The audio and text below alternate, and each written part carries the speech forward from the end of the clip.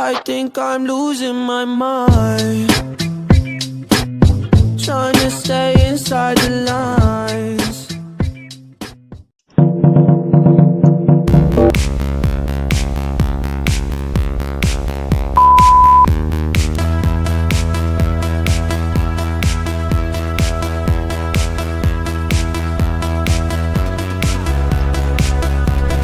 Olá, meninos e meninas, muito bom dia, sejam muito bem-vindos a mais uma aula de ensino religioso do nono ano. E se eu não for enterrada assim, eu venho assombrar todo mundo nessa terra. Pessoal, hoje nós vamos falar um pouco sobre velórios africanos, certo? Bem diferente do que a gente vê hoje, né? Os velórios africanos, eles têm características diferentes das características dos nossos velórios, em alguns lugares, tá, pessoal? Não é em toda a África é um continente imenso, e nem em todo lugar é feito dessa forma, certo? Mas que é legal, é legal. Então, nós vamos estudar um pouco sobre velórios africanos hoje, certo? E vamos aqui um pouco, certo?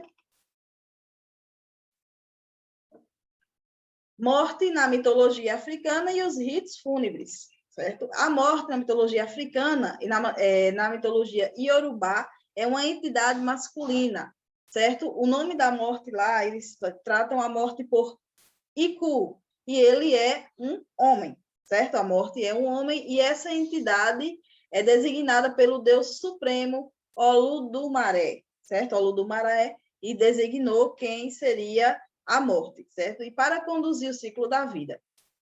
Iku cumpre sua tarefa levando de volta aos planos espiritual do barro que o ser humano foi feito, ou seja, Iku tem uma função, buscar os seres humanos aqui e levar eles de volta para o barro, para o mundo da criação, certo? Os ritos fúnebres são celebrações realizadas a partir da morte da pessoa. Na hora que a pessoa morre, se inicia os ritos fúnebres, certo? Muitas crenças e variadas crenças, depende da religião do defunto, da pessoa que morreu, tá certo?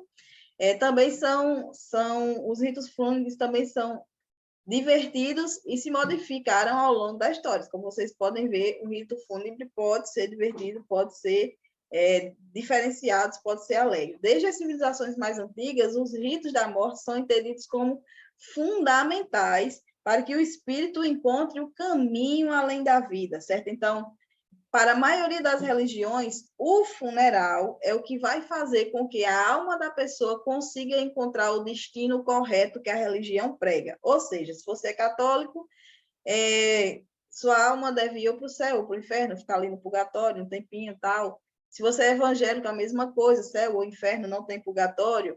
E se você é africano, você vai voltar para o barro, dependendo da religião.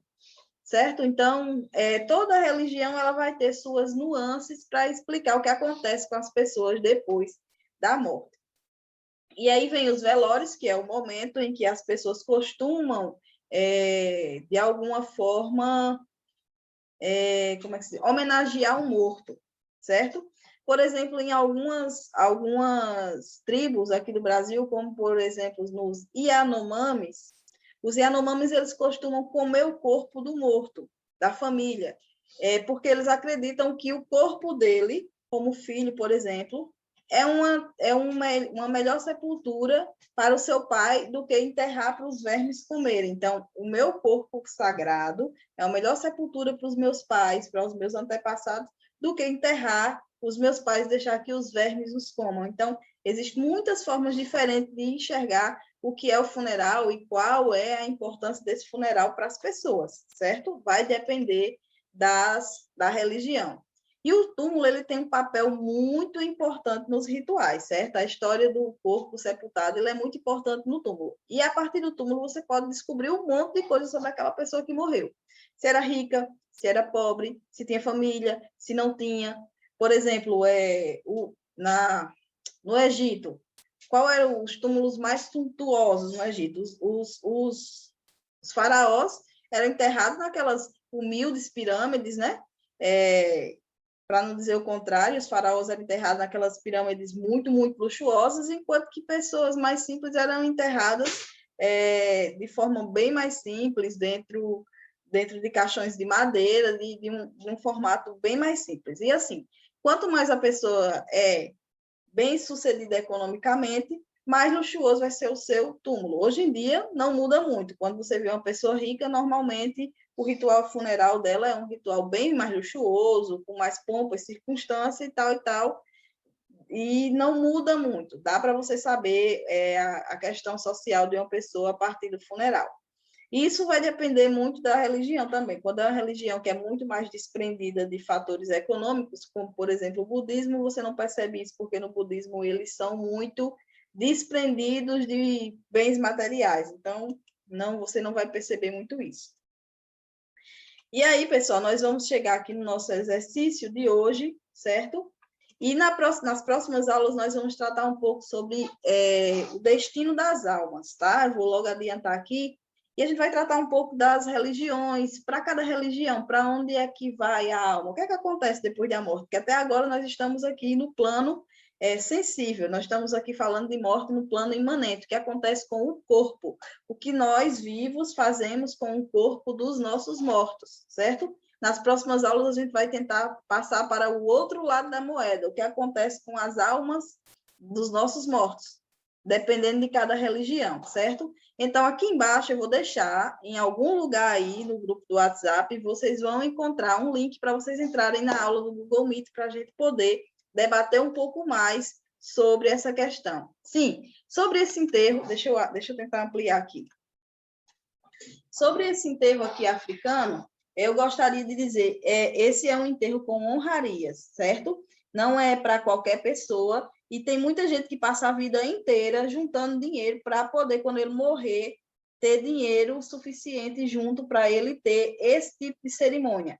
Para a gente pode parecer, para muitos de nós ocidentais, pode parecer uma desonra, tipo uma brincadeira, num momento tão sério quanto a morte, mas lá, né, na África, esse é um enterro muito digno e que as pessoas almejam serem enterradas dessa forma mais festiva, comemorativa. Então, esse é um ritual que ficou bem famoso na internet, mas é um ritual comum na África, certo? Em alguns lugares da África. Então, espero vocês na aula do Google Meet, não vou me estender muito. Até já.